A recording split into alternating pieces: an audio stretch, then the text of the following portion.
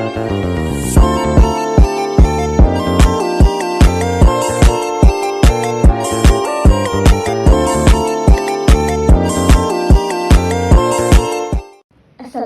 warahmatullahi wabarakatuh. Saya dari kelompok 7 ingin memaparkan materi saya yang berjudul Teori Belajar yang Berpijak pada Pandangan Kognitif dan Aplikasinya dalam Pembelajaran. Kelompok 7 itu yang beranggota 1. Andi Amanda Nur Istiqomah dan 2. Nurul Arista. Latar belakang. Teori belajar kognitif menekankan bahwa proses pembelajaran bukan hanya sekedar respon terhadap rangsangan dari lingkungan, tetapi melibatkan proses internal di dalam diri individu. Pandangan ini berfokus pada bagaimana informasi diolah, disimpan, dan diingat oleh otak, serta bagaimana pemahaman individu berkembang melalui interaksi antara pengetahuan baru dan pengetahuan yang sudah ada. Pembahasan teori kognitif. Istilah kognitif berasal dari kata kognition yang padanya knowing, berarti mengetahui. Dalam arti luas, kognisi ialah perolehan, penataan dan penggunaan pengetahuan. Nassar 1926. Dalam perkembangan selanjutnya, istilah kognitif menjadi populer dan menjadi salah satu dominan atau wilayah atau ranah psikologis manusia yang meliputi setiap perilaku mental yang berkaitan dengan pemahaman, pertimbangan, pengolahan informasi, pemecahan masalah, kesenjangan, dan keyakinan. Teori belajar yang berpijak pada pandangan kognitif. Teori kognitif muncul karena keterbatasan teori belajar behaviorisme untuk menjelaskan aktivitas atau tingkah laku manusia. Menurut pandangan teori kognitif, bahwa manusia merupakan makhluk belajar yang aktif dan selalu ingin tahu serta makhluk sosial. Pembentukan tingkah laku individu merupakan interaksi individu dengan lingkungan.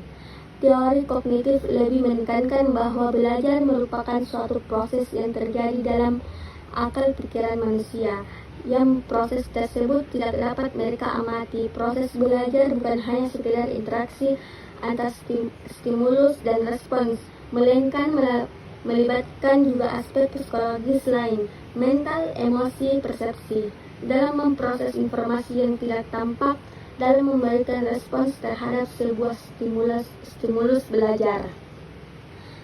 Jenis teori kognitif. A. Teori perkembangan Jean Piaget. Jean Piaget 1896 sampai 1980. Seorang ahli biologi asal Swiss yang kemudian menjadi pakar psikologi kognitif. Terdapat bahwa perkembangan kognitif adalah proses genetik yang didasarkan pada mekanisme biologis. Semakin kompleks sistem saraf seseorang, semakin berkembang pula kemampuan kognitif seiring bertambahnya usia. B. Teori kognitif Jerome S. Bruner berasal dari kata esensi yang berarti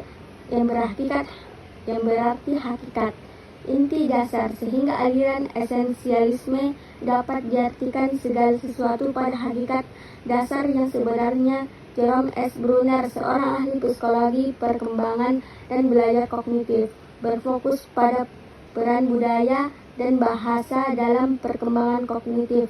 Menurut Bruner, bahasa sangat mempengaruhi perkembangan kognisi, berlawanan dengan pandangan Piaget yang melihat perkembangan kognitif sebagai dasar perkembangan bahasa. C. Teori belajar bermakna David Ausubel.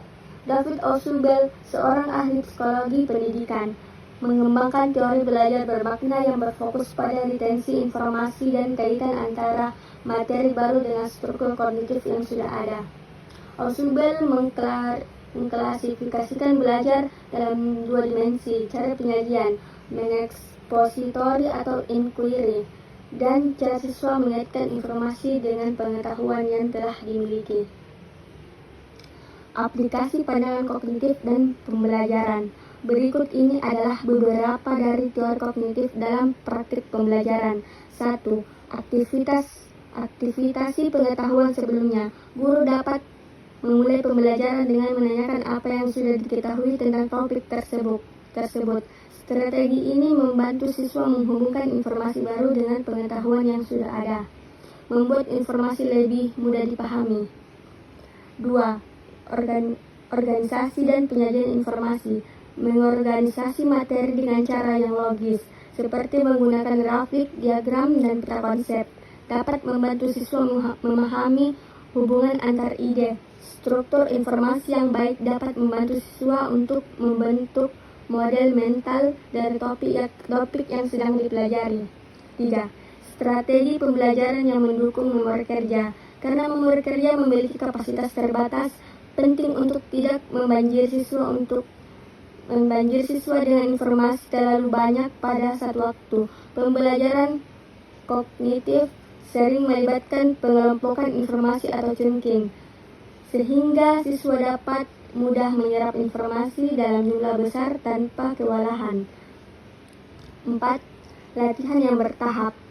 Pembelajaran efektif seringkali membutuhkan latihan bertahap dan pengulangan. Strategi ini memungkinkan siswa mengulang dan memperkuat konsep yang telah dipelajari. Latihan yang bertahap ini membantu meningkatkan retensi memori dan memindahkan informasi dari memori jangka pendek ke jangka panjang. 5. Pemberian umpan balik yang konstruktif.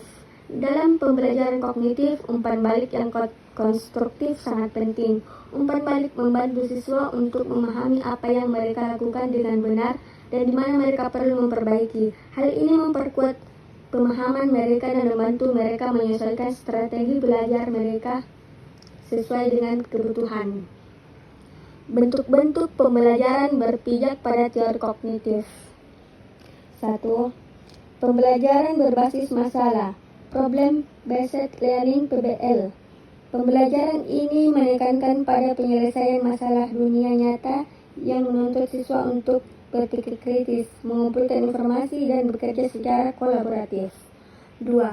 Pembelajaran Inquiry Based Learning. Pembelajaran ini mendorong siswa untuk mengeksplorasi dan menemukan konsep-konsep baru melalui proses bertanya, menginvestigasi dan mencari jawaban dari masalah yang diberikan. 3. Pembelajaran dengan scaffolding. Strategi ini menekankan pada pemberian dukungan sementara oleh guru atau rekan sebaya yang lebih berpengalaman, yang kemudian dilepaskan secara bertahap ketika siswa mulai memahami materi. 4. Pembelajaran berbasis simulasi. Penggunaan simulasi dalam pembelajaran memungkinkan siswa untuk melibatkan dalam skenario virtual yang mampu kondisi nyata, yang mampu mereka mengaplikasikan teori dalam situasi yang mendekat kenyataan. 5. Pembelajaran berbasis proyek. Melibatkan siswa dalam proyek jangka panjang yang memungkinkan mereka untuk mengeksplorasi masalah dan mencari solusi secara mandiri maupun dalam kelompok, sesuai dengan prinsip konstruktivisme kognitif. Kesimpulan dari makalah ini yaitu teori belajar kognitif memberikan pandangan yang mendalam tentang bagaimana mental bekerja dalam pembelajaran. Dengan penerapan teori ini, pembelajaran menjadi lebih terarah pada pengembangan kemampuan berpikir kritis, problem solving, dan mengorganisasikan informasi. Aplikasi dari teori ini dapat dilihat dalam berbagai strategi dan metode pembelajaran, seperti pembelajaran berbasis proyek, problem based learning, dan menggunakan scaffolding, yang semuanya berfokus pada penguatan kemampuan kognitif siswa. Sebagai pendidik, pemahaman yang mendalam terhadap teori belajar kognitif akan membantu menciptakan lingkungan belajar yang efektif dan mendukung perkembangan siswa secara optimal. Itu saja materi dari kelompok 7. Terima kasih. Assalamualaikum warahmatullahi wabarakatuh.